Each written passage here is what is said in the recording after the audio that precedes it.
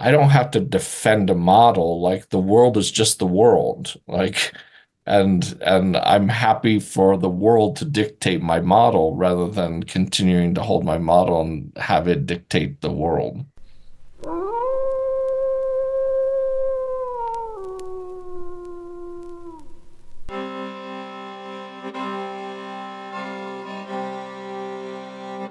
Hey Dylan, it's good to see you again. Good to see you too. I noticed that you've had a name change since the last time we talked. Do you want to just say a few words about that? Yeah, absolutely. It's been something that I've wanted to do for probably decades. My um, raised with my dad's name, but my mom was really the primary figure in my life, and my mom's side of the family. And I'm mixed, biracial, and have Mexican ancestry, which is on my mom's side. And because of the women on that side who are so pivotal in my life and raised me and influenced me, and my grandfather as well, I took as my middle name my grandmother's maiden name, and as my last name my mom's maiden name, to feel like I was sort of carrying the names that I wanted to bear in the world, and the family that I feel like made me me. And so I sent my when I had my daughters, I really started feeling more and more uncomfortable that I just didn't feel authentic with me, and now them carrying the name that I didn't resonate with. And so we all changed together. Hmm. And I feel very, very honored, and talked to my grandmother and my mom, and everybody was supportive. And so went through with it, and it feels great. Mm. Yeah, that's lovely. I went through a kind of a similar journey with my name. Um, Brian James is my first and middle name. Okay. And I love my father, but I really never had much of a connection to his side of the family. Yeah. They were religious fundamentalists. They disowned him. He was a child of the 60s, drag racing cars and dating this woman who turned out to be my mother, who was not part of the religious faction. Right. So I never had much connection to it. And it always never rolled off my tongue very well. And so I wrestled with that. And I was always closer to my mother's side of the family. So I thought, could I take like her maiden name? But that seemed to maybe also like kind of dishonor my father, who's very Right. much in my life and a really good man. So I just went with the names that I was given, Right. not necessarily the names that I was inherited. They're with me, Yeah. but in terms of the way I'm presenting myself, just seemed to make sense. And as soon as I did that, it also like raised the second name to more prominence. Yeah. And that second name has been interesting for me, thinking about James, the brother of Jesus. And, I have this kind of Christian inheritance that I've wrestled with a lot in my life. And, I ask myself, what does it mean to be a brother to this guy, Jesus? And Yeah. so, yeah, it's been an Yeah. interesting journey. No, it's a really, I mean, I'm sure there's people that understand the experience, but there can be a real sense of dissonance with your own name. That they're just some things like I don't even feel like I'm saying my name when I say that name. And Yep. so I really experienced a really profound, like meaningful sense of like come coming into a name that felt like mine. And that was a beautiful thing for me. Yeah. Exact same experience. When I would say my full name, with my father's last name, there was always a sense of dissociation there, Yeah, and I even had trouble saying it sometimes, and it was a real thing, and it goes so deep. it does. Um, like who are we connected to, and Yeah. what connections feel most resonant and present and alive, and how has that formed us, and Yes. the name is a signifier. It's who I Yes. who I am Agreed. in a way. Yeah. Well, that's great. Thanks for speaking to that a little bit, I just thought people might be a bit confused. Last time you were Yes. on, you're Dylan Hoffman, and now you're Dylan Martinez Francisco. And it's like, Yeah. wow. Yes. Yes, absolutely. And that difference, like, is the difference I felt in my life. Like, and because I I look white, like I felt like even my name sort of covered up the ancestry I was closest to. Like I just felt this inauthenticity. And it's like now my my name almost enters the room before me. That changes, it just changes things. Mm-hmm. Yeah, I'm wondering, what is this thing about Mexicans with like reddish hair, like Louis C.K. I was so surprised years back to find out that he's Yeah, Mexican, or I don't yeah. know if he's full blood Mexican or what, but I don't either. Yeah, it's a very at least in my family, there's a lot of redheaded Mexicans in the family. It's definitely I mean there's, a lot from Spanish colonization and the mixture there that I assume is sort of in the background of that. But yeah, mhm, it's fairly common. My wife, who's spent a lot of time working in migrant communities in Colorado, she was like, I know. She was not surprised to learn I was Mexican. She's like, oh, I know a lot of green-eyed, freckle-faced, redheaded Mexicans. It's a thing. So mhm. Well, we're here to talk about this recent Pacifica extension course that you are a part of, and I it was a number of weeks long, but you presented a week that was entitled Jung, Depth Psychology and Psychedelics. yes, And, I thought this was really great. I've been really pushing for the psychedelic therapy world to embrace more of a depth psychological perspective, because I found for me it's the most kind of consonant with the psychedelic experience. yes, Helps me bridge my modern mind to the kind of the mythic space that psychedelics open up to. And so I've been like kind of tooting my horn like for years, writing articles, like pushing for this. But I have such a kind of small reach. And some people have picked up on it for sure, but to see an institute like Pacifica really embrace this and take it on for, a multi-week course this yeah, summer was pretty exciting to me. same. So what was what was the impetus for you to get involved? Like, why were you the guy to present this this week on Jung and psychedelics?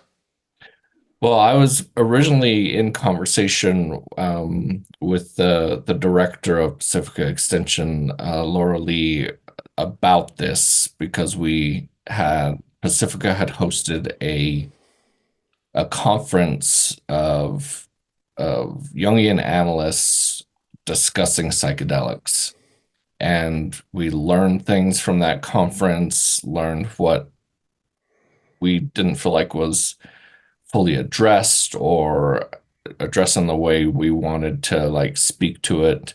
And so my wife was about 7 months pregnant, and I couldn't sort of carry the whole load of the certificate. And so we invited um, Brian Stafford from the Animas Valley Institute, who's a psychiatrist and very um, informed and psychologically informed, and just a fantastic guy to hold and host the whole certificate. So he designed sort of the spectrum of speakers, and then I told him I could still manage the specifically sort of Jungian week. And so that's how we set it up and let it unfold. And I think it went extraordinarily well. Hmm. That's interesting. I didn't realize it was a partnership with Animus. I've had Bill Plotkin on the podcast, and I think one or two other people who are kind of teachers in that school. Um, yeah, but that's really interesting. Is that the first time that Pacifica has partnered with an outside institution like that? Well, it wasn't a direct partnership with Animus at this point, but he's been teaching as an adjunct in the counseling program at Pacifica as well, and so it was sort of a happy accident that he ended up being a board member on Animus because I'm deeply appreciative of Bill Plotkin's work, and I think that informed Brian's perspective coming into the certificate program, and on the whole enriched it. And now we're playing with some ideas of deeper collaboration, explicit collaboration. Who knows how, if or when or how, but um, it's a partnership I think Pacifica and Animas Valley Institute would be benefited by. So, Yeah, for sure. Get those depth psychology students out of the classroom and into correct, the wild. correct, I mean, one of my biggest gripes about listening to Jungians and other psychologists talk about psychedelics and shamanism and yoga and things like that, like these very experiential, yes, traditions, is that a lot of them don't have a lot of experience in the yeah, actual thing. And so it becomes this talking about something, right, what Jung said about it, what so and so said about it. Eliade, who also didn't have any on the ground experience. And that's been kind of a point of frustration for me. So, like for you, speaking to this, I mean, do you have a history with psychedelics? I do. I'm fortunate to be in Colorado where laws do not restrict taking, particularly, now I'm going to space it, Psilocybin? psilocybin. Um, and so I've spent now years like actively participating. And so, and your point of gripe is something that I wanted to really be at the edge of the certificate is it's silly to talk about this if you're not in the experience. Like there's no substitute for it. You can't it's not a theoretical thing when you're in the experience and then you are confronting what the medicine is bringing you, what it's showing you about yourself, and there's no like you can prep, of course, you can do all of these kind of things, but once those windows open and you're in it, it's a different thing than if you've never been there and you're talking about it. So we really and this is where we want to sort of move with this certificate and with potential partnerships with like Animus is create a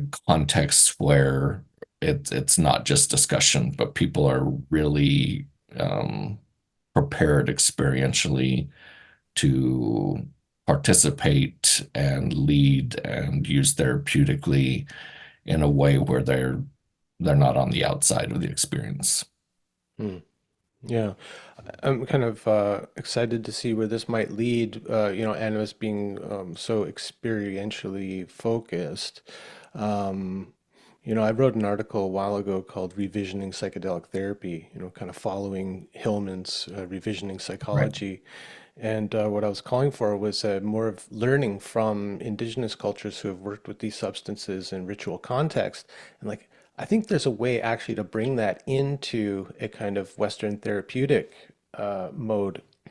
So I made all these suggestions about how you might do that in a kind of a very simple, non-appropriative way, Yeah. kind of like looking at the archetype of transformation and ritual forms and things like that.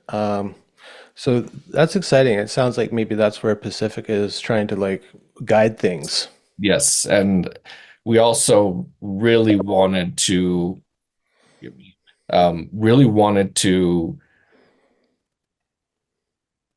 frame the entire certificate around sort of a cosmology and an indigenous and explicitly indigenous cosmology. Because for me, I have a real problem with uh, this sort of immediate translation of psychedelics into a pharmacological a repertoire that doesn't challenge the worldview of that pharmacological medical machine model, but just like adds more tools to it. And for us, it's like if the individual is not learning to inhabit a different world and is just using psychedelics to silence symptoms, then we're just like bringing psychedelics into this suppressive model that is like, we just want you adapt,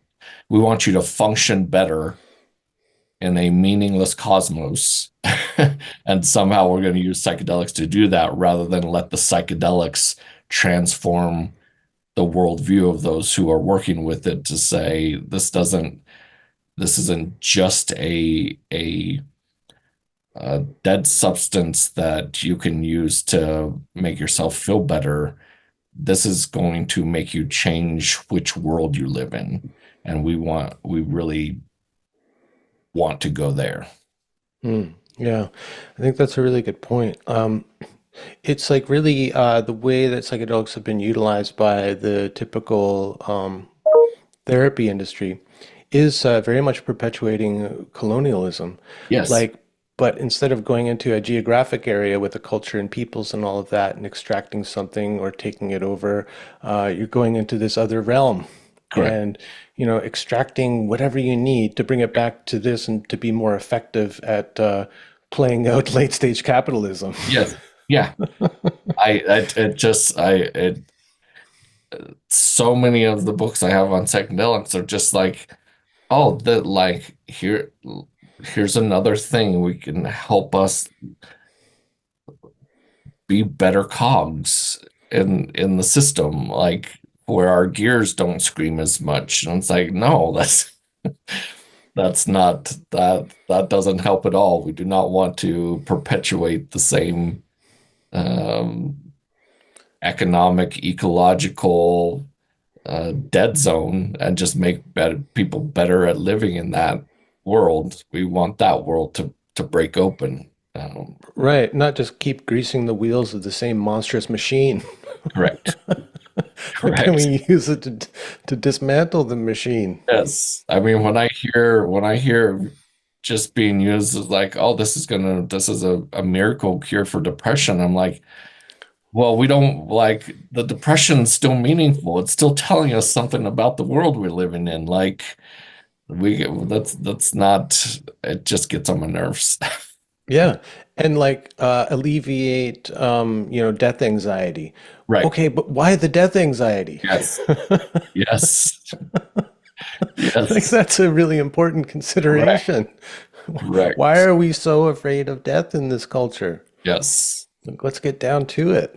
Yeah, I really view psychedelics as a cultural treatment that Mhm. which those symptoms may be alleviated, but not in the way that we're anticipating. But as you say, because we inhabit a cosmos where death is not this existential void kind of thing that makes everybody um, shrink back from it in fear and in anyway, this is one of my soapboxes for psychedelics. It's like it's if it's not changing the culture and the context of how people are being treated and the world they're living in, it's just another mechanism of control. Mhm. Yeah. Yeah, it really does then become an opiate of the Yeah, masses. yeah. Yeah. Hey, I want to take a moment to speak with you about this channel. Currently, only 11% of viewers are subscribed to the channel. I think those numbers are terrible. So, if you're enjoying this content and you want to help out the channel, please take a moment right now to like this video and subscribe. And if you really want to help out the channel, you can become a member of the Howl in the Wilderness Patreon, which will give you access to early release of full ad-free episodes, plus access to the archive of the first 100 episodes of this podcast. It would really help me out and allow me to keep creating content like the interview that you're watching right now. Okay, thanks so much. Now, back to the interview. Um, okay, so the overview or the aim of the week that you presided over was threefold. So I want to go through that because I think they're the Yep. really interesting topics. The first one was to, you said, analyze and contextualize Jung's cautionary stance toward the use of psychedelics as a method for engaging with the psyche. Um, I think, it's really important to understand that, uh, some people will just say, well, Jung said you shouldn't use psychedelics. And they get confused with, I think, what like Marie-Louise von Franz said about psychedelics, where it's like storming the gates of the psyche. And, Right. um, but Jung, I think, was like cautionary and kind of skeptical, Yep. but he was still kind of open to the idea that they could be useful, but he was like really not willing to go there one way or the other, which I appreciate. So it's a much more nuanced kind of view of it. He was Yep. listening to people's experiences and kind of relating them to what he knows of the psyche Yeah. and kind of trying to assess things from that point without actually kind of diving into the waters Right. for himself, Correct. So Yeah. just get, yeah, if you could get clear, maybe just expand on what he actually said about psychedelics and drugs. I do think it's important that to put it in the context of him sort of hearing about this and hearing reports of what people are experiencing, but from what we know, he never experienced psychedelics. So he is talking to it from hearsay for the most part. Um, but I think ultimately for him, he was worried that it was sort of a shortcut, um, an easy out or a way to um, get experiences without having undergone a significant amount of transformation to be able to hold and contain and understand those experiences. And so he really felt like you can get there if just through psychological work for him, analysis will get you to that same place. But and in his view, it'll get you to that same place, but in a larger process in which you are gaining the psychological maturation through which when those kind of experiences open up, you are the kind of person who can bear them. Mhm. I think that's ultimately what his concern was, that someone taking a psychedelic substance sort of leapfrogs the developmental process and ends up in an experience that they can't integrate and don't know what to do with. Yeah. Well, certainly believed in the intelligence of the psyche, Yeah, right? And so I think part of that view is that the psyche will give you what you need, what right. you can handle. Well, maybe not even handle. Like maybe the psyche gives you enough to kind of like, ooh, crack you open a little bit more, cause you to expand yourself just Right. enough, like a kind of a kind of like a moderated growth process or something. And that he felt that some of these drugs like mescaline and LSD, which is what he was Yeah, primarily hearing about, that they would kind of like open the doors to the unconscious too much and give you yeah, more than you could handle. yeah, And he has this quote, it's funny. He's like, there's no point in wishing to know more of the collective unconscious than one gets through dreams and intuitions. It's like, well, yeah, yeah, I don't know. There is a point to it. There could be a point to it. yeah. And for me, I think it's at this point where his lack of experience with it shows, because Mm, from my perspective, the intelligence of the plants is contained, reflected, congruent with the psyche's intelligence. And so those two things shouldn't be like viewed as separate things. And so I don't think the plant medicine takes you where you don't need to go until you can go there. And not that you can't be extraordinarily troubled by psychedelic experiences, but you can also be extraordinarily troubled by dreams and by other encounters. And so for me, if you put the psyche into again a a world reality rather than just an individualistic reality, then the plants are just as much as expression of psyche as anything else. And Mm. so for me, I don't like a position that is um, fear might be too strong of a word, but is sort of avoidant of the things that are in nature that humans have always felt are either necessary or congruent with living in the kind of world in which humans recognize the aliveness of things and are in relationship with that. And plant medicine has, to me, been a very integral part of that relationship. And so to avoid them or exclude them from psychedelic or psychological development, to me, excludes something that is integral to keeping that relationship with an animated cosmos alive, conscious, deliberate, practiced. Um, and that's why I feel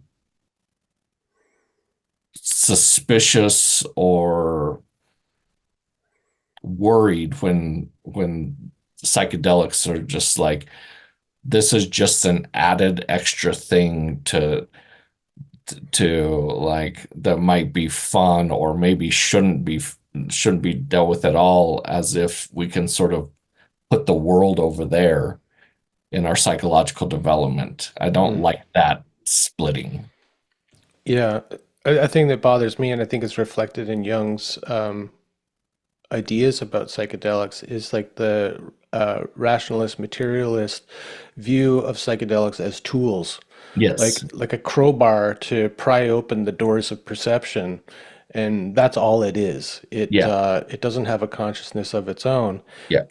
I've had the experience many times, particularly with ayahuasca, which this is very apparent when working with that plant medicine, that these plants are a spirit Yeah. and they're very ancient and Yeah. very, therefore, very weird to our modern consciousness. So you're encountering a being that is very, very, very, very strange and also doesn't have like the same agenda that you go into the experience with. Like Right. the agenda of a plant when dealing with the human consciousness, it's not going to conform to any idea of therapy Right. or gradual growth and things like this. Like to Here's what me, I need. the Like, plant doesn't really no. care about you functioning well in this modern Correct. society. And Correct. so it can really like fuck you up in that way because it can take you to places that you have no context for. Yeah. Yeah. And so then you can come back and just be like, well, what the hell do I do with that? Yeah. How would you answer that question? Like, what do I do with that kind of experience that is just so kind of alien Yeah. and somewhat like unutilizable in our, in our like quest to be, more effective Yeah. people? I think in some ways I'd sort of flip that and use it to say that contrast reflects how useless this worldview we are inhabiting. That's how far away from the intelligence of the cosmos we are, that when we're in the psychedelic experience, it's such a different world, and a world that was an everyday world for our ancestors, that it doesn't tell us about the uselessness of the experience, but the uselessness of our world that can't is no longer congruent with that experience. Yeah. And for me, even within the certificate, I always just held that position that we have to, if we're not, we cannot negotiate away that worldview for the sake of adaptation. And so that there's going to be a tension, but you are most well and whole in this world. This is the human world that our ancestors took as the ordinary, everyday way the world is, of living things having intelligence and agency that are different from our own, with which we must be in relationship with to live well in this kind of world. And therefore, however long it takes or however we have to do it to make it, to normalize that world more and more, that's the work, rather than the task of translating that world into the terms of our modern Western ordinary, because they don't fit. One of them's going to break, and Mm, so you have to decide which kind of world is the real world.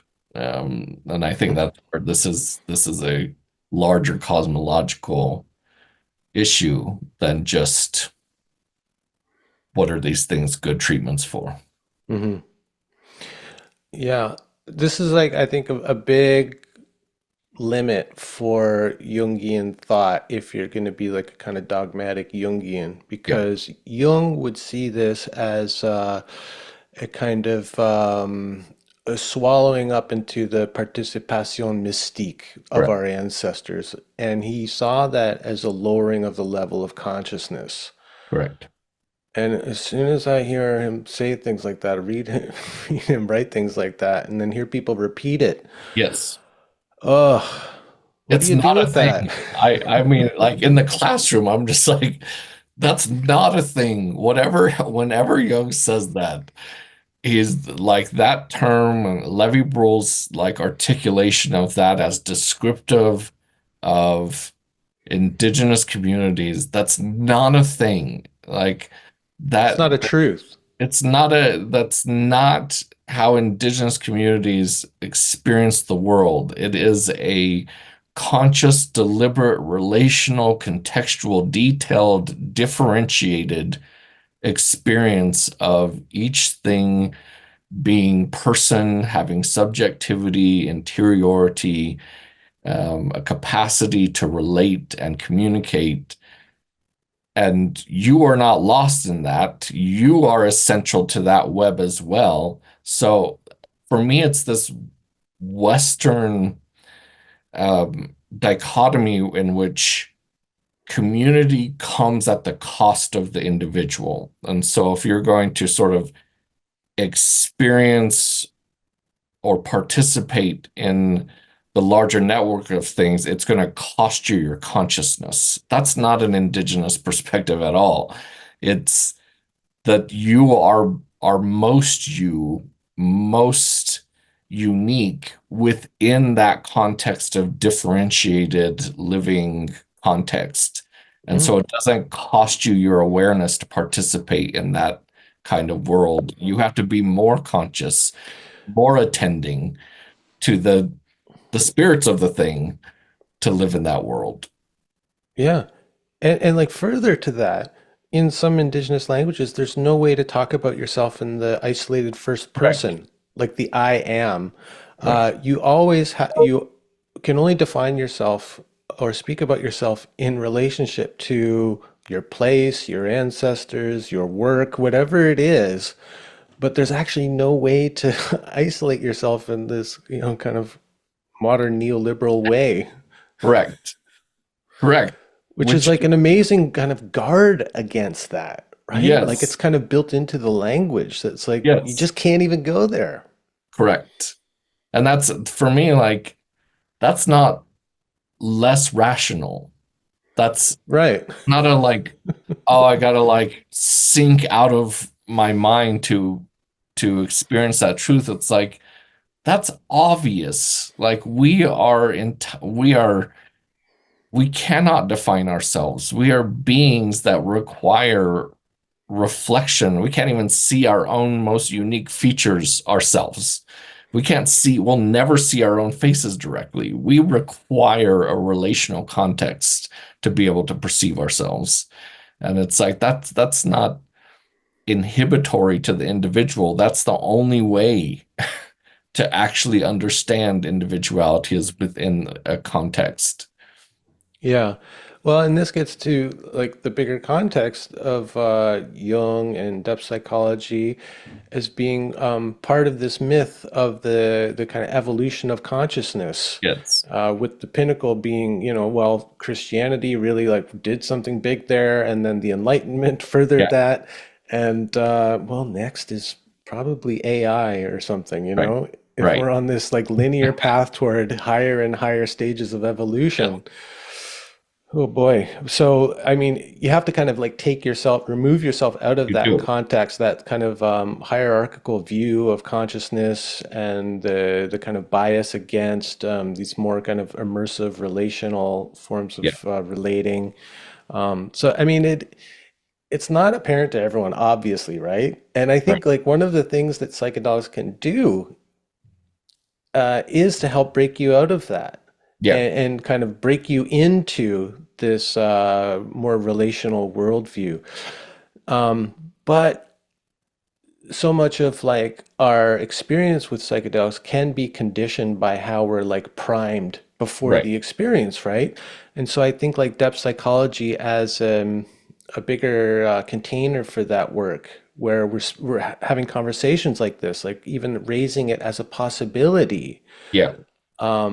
doesn't prime someone to have a particular kind of experience, but maybe opens them to have whatever experience they have, which Correct. may be one of like the aliveness of the cosmos and the interconnectedness of all things, and I am nothing without that, and Yeah. or Yeah. what we're No, talking about. that's where like for me for all the things that I excuse me find problematic and sharply critique around Jung, like one of the participants in the certificate, one of their questions was like, why Jung? Why does Jung end up in these conversations? And I was like, well, with Jung, we don't have to justify transpersonal experience. Like it's a for Jung, that's the context of the psyche. We are in relationship with archetypal energies. That's the nature of things, and therefore you're not having to work through a materialist sort of prejudice to even start the conversation. With Jung, spiritual experience is sort of a fact. It's what is what does it mean for you? What do you do with it? But you're not having to argue the legitimacy of those kind of experiences. And I think that allows his archetypal framework sort of in general, um, it makes it much more congenial to like, oh yeah, and for me, like it's still like, yes, I can like whatever difference the experience is, there's still a lot of compatibility with a depth psychological perspective of the psyche and these prominent figure forces, things that show up in psychedelic experience. And so they go really well together despite other drawbacks of Jung's view. Mm. Yeah, I like at least depth psychology following Jung offers like a kind of a good enough starting context for the Yes. experience. And then I think it's important for us to be not dogmatic and to be post-Jungian, like Yeah. Hillman was pressing for, and to be post-Hillmanian, to go Yeah. where Hillman couldn't go, Yeah. and to keep opening it. Like, if we're talking about depth psychology, we go back to Heraclitus talking about the depths of the soul being immeasurable Yeah. and infinite. And so, okay, so that means we got to like keep kind of expanding ourselves to allow Correct. more and more of reality into our perception and experience. And I think that's, for me, that's the fundamental bedrock that Jung got to, that I think is, for me, what makes depth psychology ongoingly meaningful, is that for Jung, the knowledge of the psyche is based on your experience. That it's not a theoretical. All the theoretical constructs were based on, how do I make sense of these experiences I'm having, and that is the base point to which everything needs to return. And so for me, that keeps depth psychology alive and open, because it's like, it makes us return to what is experience opening up to us that wasn't quite accounted for yet. And yet in depth psychology, that's where psyche lives, in that encounter, in that experience. And therefore, as that experience opens up or we discover new things, depth psychology keeps going. And so that's where I can continue to participate in depth psychology, with that root in, is it alive experientially, and does it show up there, and how do we attend to it there? Then when Jung's view differs from what I encountered there over and over, I don't feel beholden to Jung the man. I feel beholden to the psyche and the experience, because I feel, and that's what he was beholden to, for all the ways we might look at him now and say that that's not it.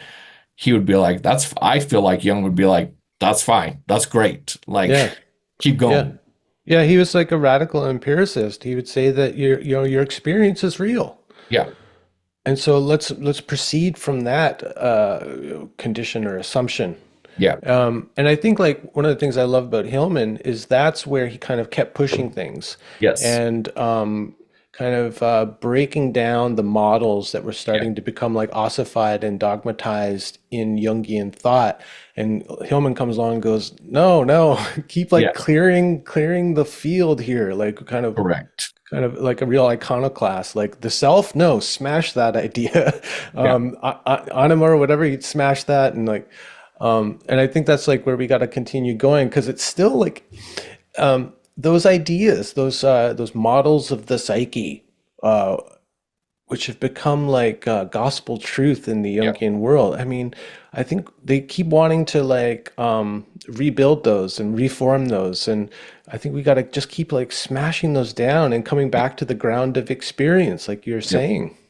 Yeah. That's one of the reasons that this certificate came out of that conference with the analysts, is that I came out of that conference extraordinarily disappointed, because I Mm, just, there were some bright spots, but on the whole, like, the conversation was like, well, how does this match up with this idea? And if not, so much for the experience. I was like, no, that's not depth psychology. That's not depth psychology. Like, we've switched the, what has authority for Jungians is Jung rather than the psyche. And I just had this mhm. repeated experience of these analysts saying, well, as soon as this experience departs from the model, we're outside of, like, we got to return to the model. And I was, oh my, no, that is terrible. Like, Yeah, that's we preach against that in any other context. A younger would be like, don't do that. accept in their in reference to their own model. And like you got to be consistent. That is not the way we work here. Yeah, I'm glad you brought that up. It's something I want to talk to you about. This other limitation that I see with Jungians and depth psychology in general is like nobody wants to go into metaphysics, Yeah, you agreed. know? And if you're really working with heavy duty plant medicines, dude, you gotta wrestle with the metaphysics of the Yes. experience. Like, Yes. one of the things that like continually annoys me is how Jungians will just kind of blindly accept this concept of something like the collective unconscious Yeah. without ever asking, where does this exist? Yes. It's like Yes. no one, you're not allowed to ask that question.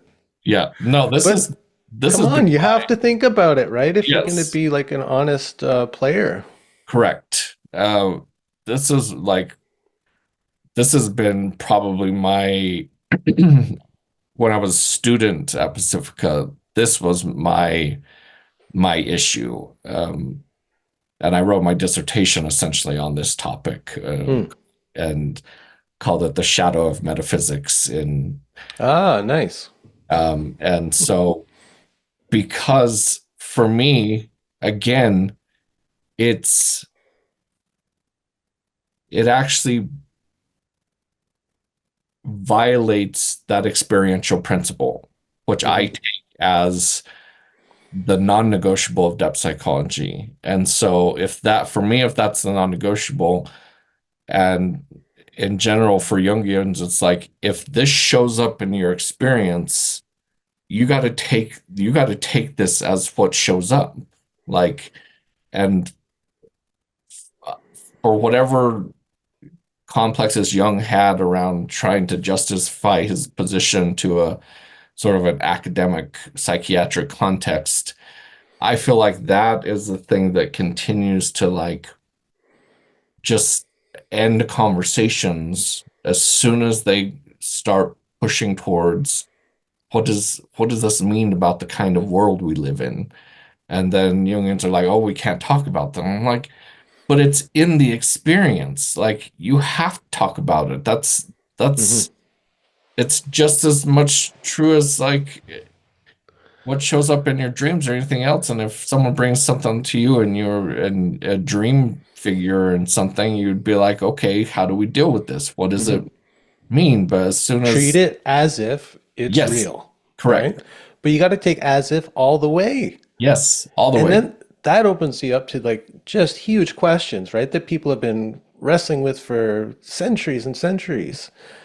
But there's no, you're not going to get to a satisfactory, like single answer in terms of like the metaphysics of things. Right. Like the collective unconscious, well, what we're talking about is actually, it's like the astral realm or something. You can't do that because you No, got to stay open to all perspectives, right? right. And so it really fucks with the ego's tendency to like want to know and want to systematize and categorize and put a label on it and make a nice diagram of the self and psyche. And it's Yeah. like, No, and for me, it ultimately inhibits right. a full participation in life. For Right. me, the psyche and human beings in particular have to go there. Mhm. Like, in order for the psyche to function well, it has to have a world that it's inhabiting. And if you cut off that conversation, it's a disorienting, inhibitive move because Right. that for me, psyche wants to go there. We live best when we have an orienting cosmology.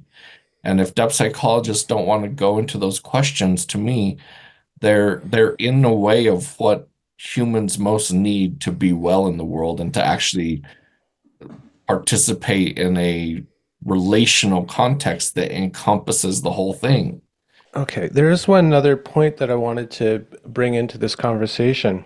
It's a kind of like, I think it might be a contradiction in Jung's view of psychedelics. So he's cautioning us because he's afraid that psychedelics will open us to kind of more than we can handle, Yeah. right? It'll kind of open up the floodgates of the collective unconscious and we'll be flooded by that. And it could cause like a psychosis, break from reality. Okay, again, break from Exactly. consensus reality, which is maybe actually what we need. And so the contradiction that I find is like in another letter, I think it was in the one to Bill W., where he talks about the experience of the numinous being the cure. Correct. It's like when it comes down to it, how do we like cure the ego of all its like neuroses and everything? Well, we have to get it into a bigger context of the universe, of the cosmos, of life, and that is what should I say? That is like that is made to happen through the confrontation with the numinous experience. Right. And so, okay, like, was it just his blind spot that he couldn't see that psychedelics could offer up a fairly consistent experience of the numinous? I think I this is yes, I think there is I think his lack of experience of it really didn't serve him well because um and this is where I think there's two different views of interpretation in Jung where this conflict hits because in his letters where he's talking about psychedelics he positions or two views of integration.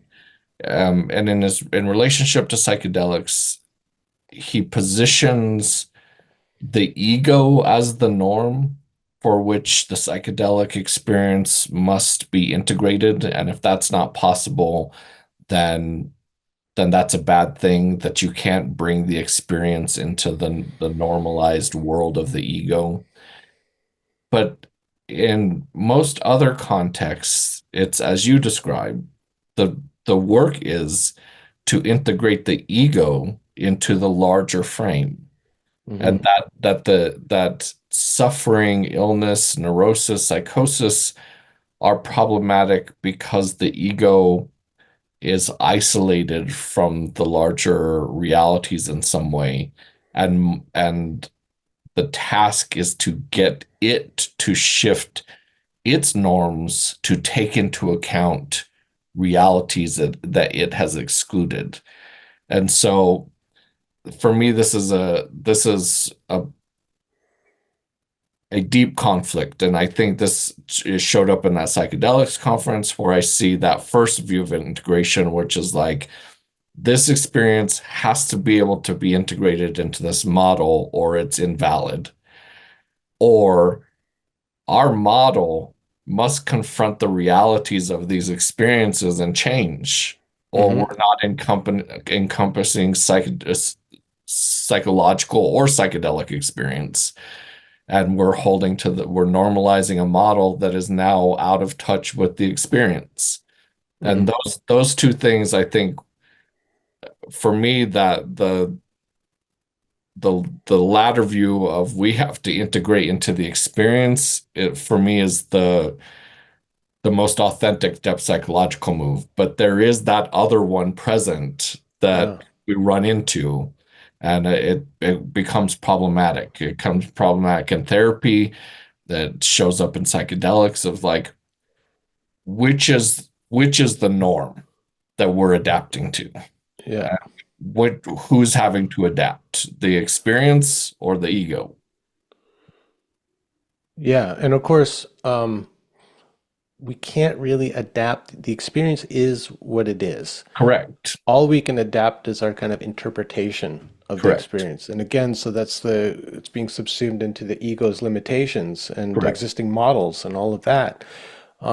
I think like that is like the clarion call for the next generation of depth psychologists and Agreed. Jungians. Like it's now that we've had this psychedelic renaissance, can we revisit all of these inherited models that are Correct. just like passed down like doctrinal truths? Yes. I think we have to get there, because like the model will not hold, you know?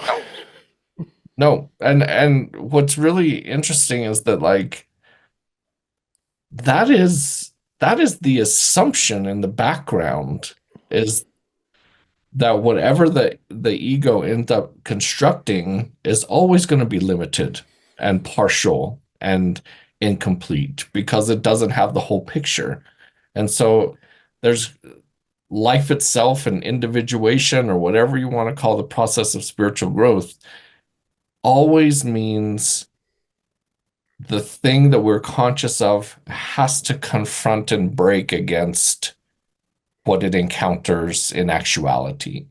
And that's what keeps us growing, is that that model has to keep breaking to take in more and more. Once that is switched, then we're same thing with psychedelics as we talked earlier. Then we're just serving the model. And what if the model's making us sick? Hmm. Yeah. And that's, for me, that's, you're spot on. That's where depth psychology has to like become conscious and realize like the ways we've been inconsistent with that guiding vision, is the experience and the reality are the things that we must grow into, not that having to grow into our model. Yeah. Yeah. Well, how do that seems like a no-brainer to me, Yeah, agreed. right? And especially like, in Pacifica, a place that's really like I think one of the founding figures, one of the big inspirations, the guiding lights was Hillman, who Yeah, was all about that yeah, and pushing for that, pushing for that, pushing for that. Um, but yet these ideas persist. I yeah, mean, my God. Is it like, what do you think, like psychologically? Like, I think like the models like that give you a sense of security, yeah, of, it's a kind of defense against the anxiety of ambiguity and uncertainty and the unknown right. and all of that. So I kind of get it. It works in like a kind of a religious function, like Jung Yeah, would say. The religion is a defense against the experience of the numinous. yeah, yeah. No, I mean, But how can that's, how can depth psychologists fall prey to this thing, which is like Jung talked about it, yeah.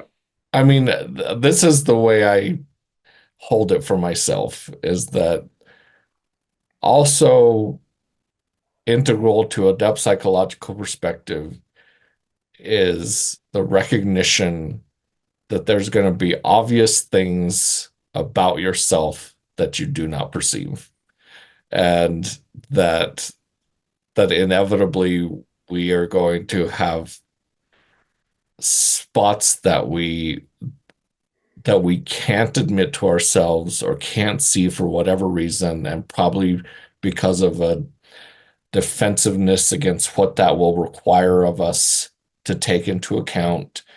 And so I appreciate that. It keeps me conscious. I mean, I have these conversations with students all the time of like, how do we deal with these blind spots in Jung? And I constantly try to say, just wait 50 years until a bunch of 20-year-olds are looking at your life and find out, just to start talking about all the things you didn't see about yourself, and like try to keep that context of there's potentially things that we do that the next generation is going to be like, that is the most hypocritical thing like possible for that person who espoused these views to live this way or do these things, and yet we don't see the contradiction. And so I think it's important to both recognize that happening in the depth psychological community, and then for me personally to recognize that maybe I see that and don't see other things about myself that someone else could see, so that I don't get inflated in myself of like, I I know what's wrong with everybody. You're welcome for Yeah. my all-encompassing knowledge, and then someone's gonna tap me on the shoulder and show me what's behind my back. Yeah. I mean, not only that, but even just to say, like, this is the model of the psyche, this is what we're dealing with, I've got everything accounted for. Yes. It's Yeah, an no, archetype. It's a complex. But like oh, this is one of the areas where I think depth psychology. It seems like psychology hasn't taken psychonauts very seriously, yep, and I think this is one of the ways that taking them seriously, people like Robert Anton Wilson, Terence McKenna, Leary, yep, that could actually help guard against some of that authoritarianism, that yep, inflation, the hubris around that of the knowing.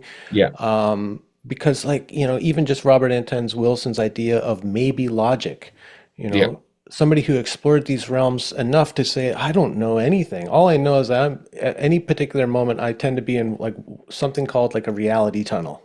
yeah, And I acknowledge that there are many other reality tunnels that I could be in right now, but this is just happens to be the one yeah, that I'm in, and it's shaping my perspective and experience, right?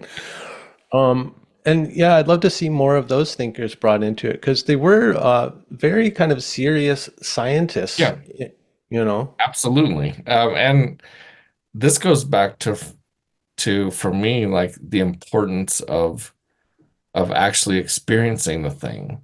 I think Hmm. there's still a great deal of reticence, and probably conditioned by Jung saying like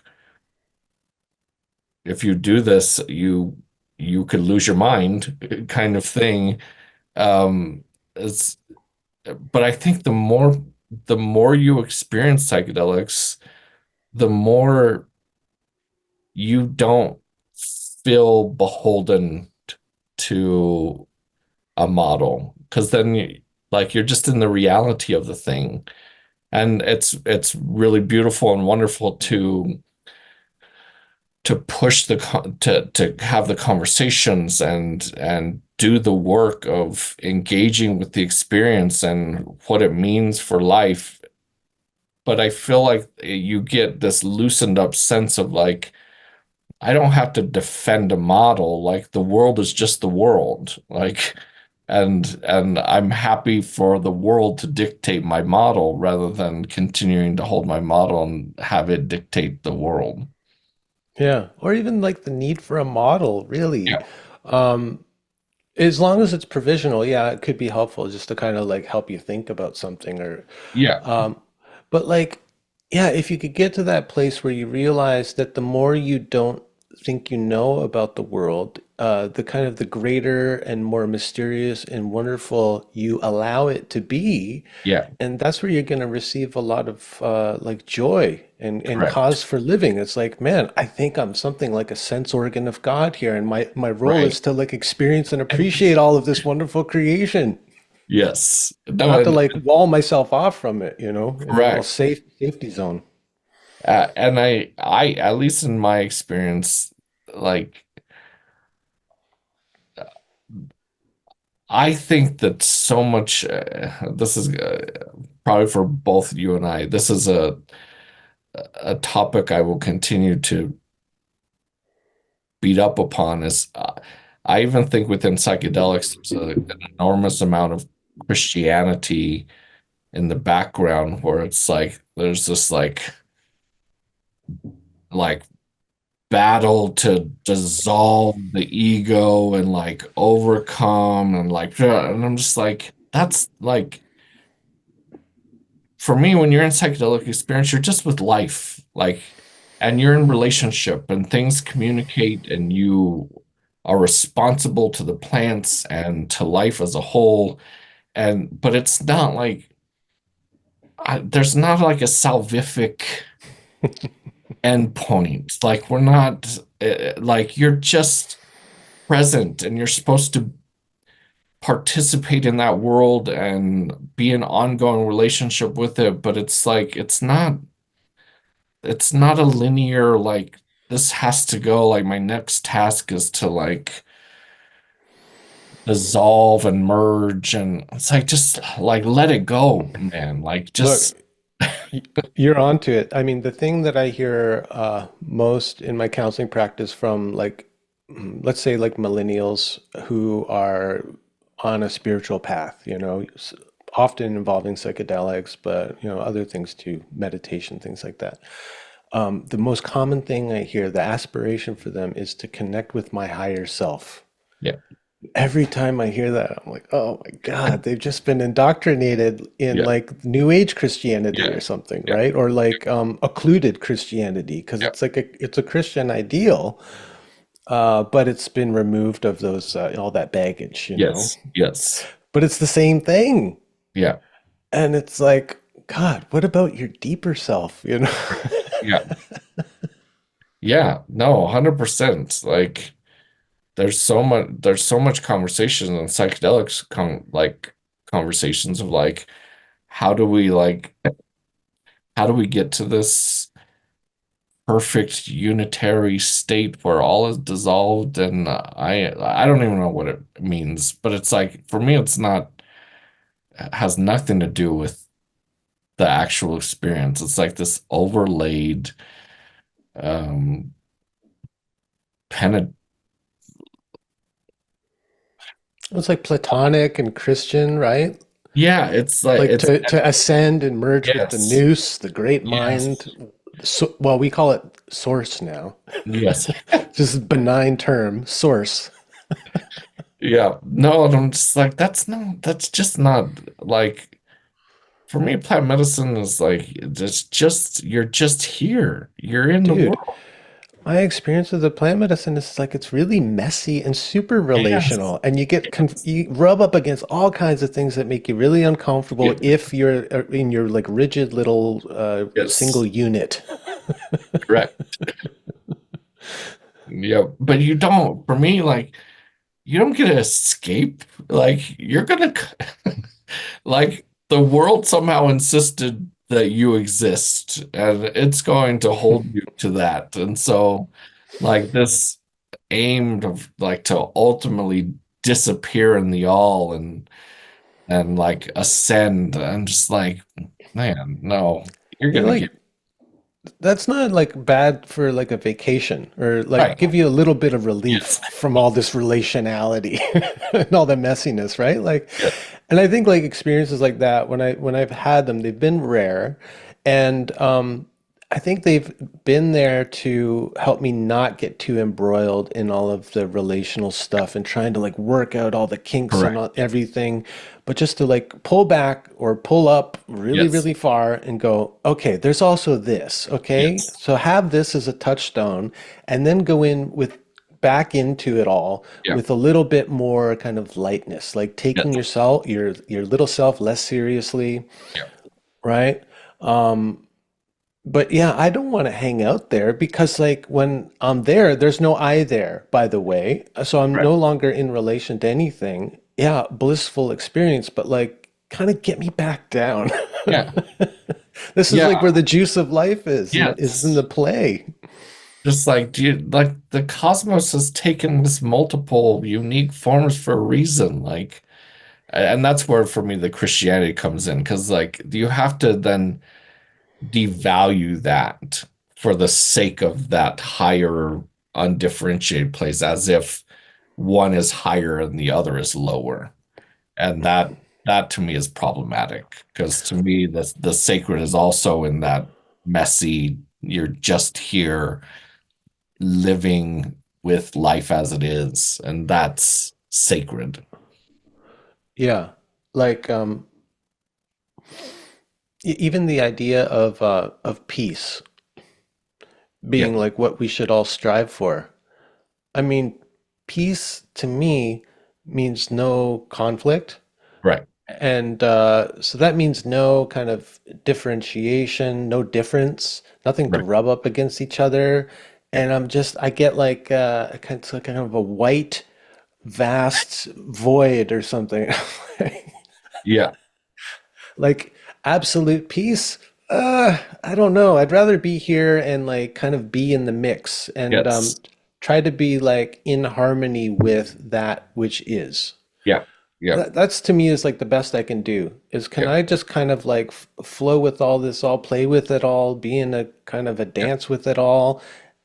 When I'm in that, that feels like a kind of a piece to me in a way, but yes. it's not nothing. No, no, because I mean, I often will experience like the necessity, as if a demand is being made on me that brings me into conflict with something else, Hmm. as as if that's a necessary part of it. And therefore it's like, yeah, it can't be just like I'm not I'm not in conflict with anything, because sometimes like that's the very task at hand that's being asked of us. And so same, I'm just like, am I honoring the claims being made on me right now as I know them? Like whether that creates peace or not, am I involved in the way I should be? And if not, then I'm shirking some duty to what life is asking me to participate in. Hmm. Yeah, and like maybe a good time. What was it? I think it was Heraclitus again who said that that strife is the father of all things. Right. So it's that conflict, like oh God, just as I made that gesture of my fist kind of coming together, I was just reminded of this dream I had a few weeks ago, where I was visiting this like little brown round Mexican like medicine lady, and she was teaching me about the nature of the universe or creation, and she took two rocks and she banged them together and it's like chuck chuck and it made a little spark. Wow. And like that was the teaching. And I woke up and I was like chuck chuck, like two rocks clapping together to make a Wow. spark. I mean, that's it. Yep. No Yeah. life without conflict. No, I mean, if you really think about it, I mean, I love the times that my wife and I are home harmoniously inhabiting the world together, but it's those times when like you run up against each other and find out like your expectations and my expectations, or my history and your history don't match. Why? What? And that's where that's where consciousness emerges. That's where growth happens. Like if you don't ever hit those things, like you're not ever becoming more aware of the things you don't know. Hmm. Yeah. And I think, I wrote about this years ago. Like re-looking at the word psychedelic and getting down to the roots of the word reveals something much different than what's the accepted meaning has been for years since the 1950s, when Humphrey Osmond coined it as manifesting the mind. Right. Okay, well, that's a very limited kind of Western Christian view of psyche. Yeah. Yeah, mind, but it's a bigger sense of mind. It's a mind that we would have to, in our context, think of as like mind and soul, or like the Buddhist idea of like mind heart, like Yeah. inseparable, like something more than just intellect, really. Yeah. And so I broke it apart and I said, look, psychedelics mean revealing the soul. Yeah. And I believe that's what psychedelics have helped me to do is reveal more of my soul, more of the soul of the world, including Right. all of the dark parts. I mean, we the more is the shadow parts, right? So that's like all part Correct. of it. So when Correct. there's conflict, it's revealing some part of the soul. So I think if we can expand our idea of what psychedelic means, Yeah. then we realize, oh my God, my marriage is like an alchemical container for transformation. It reveals something of myself that I did not know, of the other that I did not know, of life that I did not know. It's psychedelic. This marriage can be psychedelic. Yeah. And I think like looking at your dreams and working with them in a particular way, with a particular attitude and point of view, every night you go to sleep, you have a psychedelic experience or a potentially psychedelic experience. Yep. And so, like, yeah, plants, drugs, all of that can be really great to help catalyze some of these experiences. But I think, like, for the way I've been thinking about them lately is that they're initiatory. Yeah.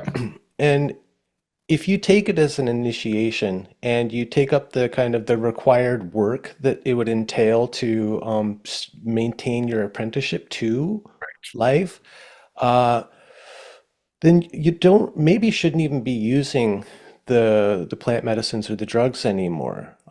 You should be like trying to cultivate soul in all these other ways. You know, and I think for me, that's like I'm seeing that as maybe the healthiest way to approach them now is initiatory, potentially initiatory catalysts, let's say, or or Yeah. even No, initiators. correct. And I think I don't think that that initiatory process should be. I think it should be cyclical, in the sense of like then there are, new stages of life and new things, and you may feel like, yeah, now's the time. I need to enter into this again. But I think you're exactly right. I think part of what keeps psychedelics and sort of where we are in life together is that we don't just go to psychedelics to get away from our life, but we start that the psychedelic experiences start opening up our normal interactions, the places we inhabit, to that sensibility of what's there. And then we're sort of in psychedelic experience without having ingested the substance because, as you said, it's initiated us to an awareness of what the world is like, and therefore we can attend to our marriages and our children and our homes and the places our feet are on the ground with that sensibility in an ongoing way, rather than like, this is my ho hum world over here, and to get spiritual, I go over there and take the plant medicine. To me, Mm. that just continues to serve that bifurcation. Yeah. Yeah, you become a kind of, well, potentially. Of course, this is all up to you, right? Yeah, And like kind of doing the work of soul making, as correct. Hillman would put it. But you become a kind of a psychedelic person or a psychedelicized person. Yes. And I like that, like when people ask me now, like, do you still take psychedelics? I said, no, it's been like about 5 years actually. And I got a big kind of message. It was like, for now, Yeah. maybe forever. I don't know. But look, you're done, pal. Yeah. Um, so now my answer is like, I always quote Salvador Dali, who said, I don't take drugs, I am drugs. There you go. And it's like this, like Idea. once your eyes are open in this way and you maintain that openness, you don't let consensus reality encroach itself on you too much and kind of shrivel you back up. And that takes ongoing work too, because I Yeah. mean, it's dominant culture is really powerful and Yes. everywhere. Yeah. So it's like you got to take on the kind of attitude of the spiritual warrior in order just to kind of keep the doors open, keep Right. the eyes open. I also think that brings up the important point that psychedelics are alive, intentional, intelligent beings, and they're not just like there for us to consume at will. And Yeah. I think that it's important to have that relational context again in place to be like, because I feel the same way. There can be times where I feel like the plant is like, no, not today. Like, for what? Like, I don't know. This is not the time. This is not the place, or whatever the case may be. And that can be lengthy or not. But I think to really be in a psychedelic world is to recognize that the plants aren't yours, and that we will at different times feel invited, drawn by the plants to take them for whatever reason. There's a conversation to be had, an experience to be open to, and there will be other times where the plant medicine can be like, I'm not open to you right now. I and I'm not, like, this is not the time for you to take this. And I think if we live that way, we're truly in a psychedelic world where we're honoring the spirit of the plant and its capacity to instruct us both in ingesting and not ingesting, Mm. and honoring that capacity of the plant medicine, and for us to have a sensibility to be like, I feel permission now and even a need now. I'm being asked to take this medicine. And at other times, be like, the medicine gave me what it needed to give me. And now it says, go away and be this in the world for whatever length of time. And maybe another invitation will come. but that Mhm. reciprocity for me has to be foundational. Yeah. Like, just to continue with that. Uh, okay, so let's just take it for granted that these plants are initiators. Okay, so you get initiated, then you're supposed to go off and kind of live that out and do the work of being in that every day, doing your ritual, whatever it is. And if you somehow fail at that, maybe you got to go back to the Right, initiation hut, right? right, And so maybe you get keep calling back until you finally take up the responsibility, the obligation to do the soul work in the right. world, however you want to put that. Take up the spiritual practice, whatever. That's an interesting way to think about it. Another way, through my experience, I mean, this is all assuming that these plant medicines are kind of benevolent teachers. Correct, correct. Another kind of experience I've had, especially with the really old plants like ayahuasca and mushrooms, is that these are entities that really enjoy playing around in human bodies for a period of time because Yeah, we can do things and sense things that they can't in their bodies. right. And so I think sometimes there can be a very difficult relationship between the human and the plant medicine that we have to be really discerning about. Like, am I getting like called back to the plant for my own like learning and growth, or is it like kind of using me in a way? And I have to stay really open to that possibility just because of my experience and also the way I've seen people's relationships with these plants Yeah, kind of turn out over time. Like I've seen people get like desiccated, really kind of used up yeah, by these plant medicines to the point where they kind of look like emaciated zombies. right. And that's really alarming. Yeah, no, I think that it's a really good point, and also I think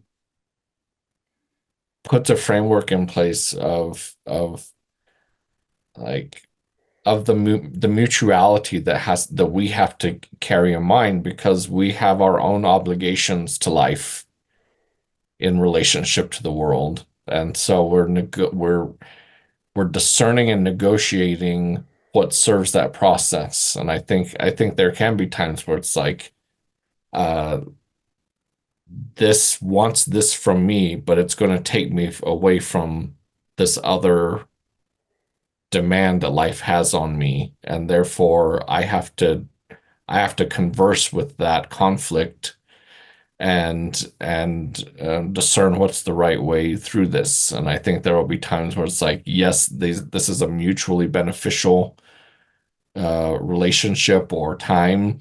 And there's other times where it's like, this is going to take me out of my obligation to life, and therefore I can't participate in this way at this time, even if you feel like that's what the plant wants from you. And so we have to hold, I think that's why that indigenous college biology is so important because every point in the web is integral to the whole. And so you're not negotiating either ors. It's like I recognize your place and I recognize my place. And sometimes we are required to be in deeper mutual contact, and sometimes we're not, but we neither of us can be denied.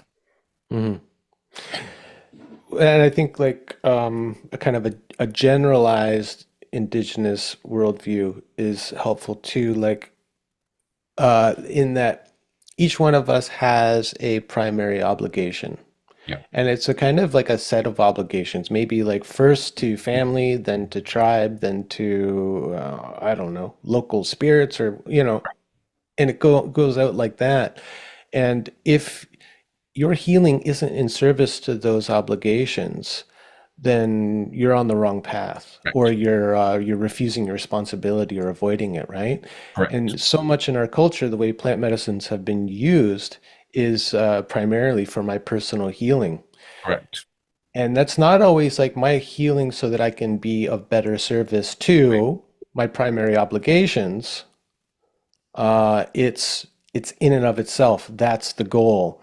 And so then I can move to Peru and be in like start up my own little medicine hut and hang out my shingle and on and on. And what I've said, it's like, okay, so the people who are potentially the most awakened people in the West have like absconded. They've left. They've avoided their responsibility. It's like, no, we need you back up here in the North to help to seed these new Right. ways of being in the world and all of that. It's like, what the hell are you doing? Like, Right.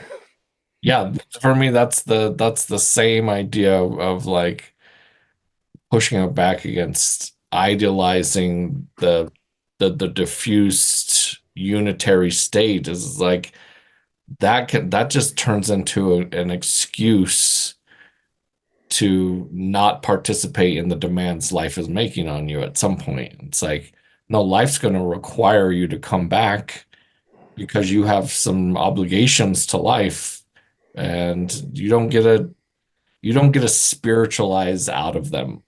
mhm, Like those are for me, that's spirituality at its bedrock is those obligations. And maybe we need a respite every once in a while from yeah, feeling overburdened with those, but you don't ever get to like cut those cords.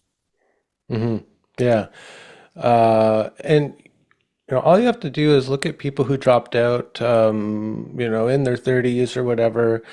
Uh, Go to some of these expat communities. You'll find these people at any bar, now in their 60s or older, and you'll find out that often they're very lonely, despondent people Yeah. who can only talk about the glory days. Yeah. I mean, so just as a cautionary tale.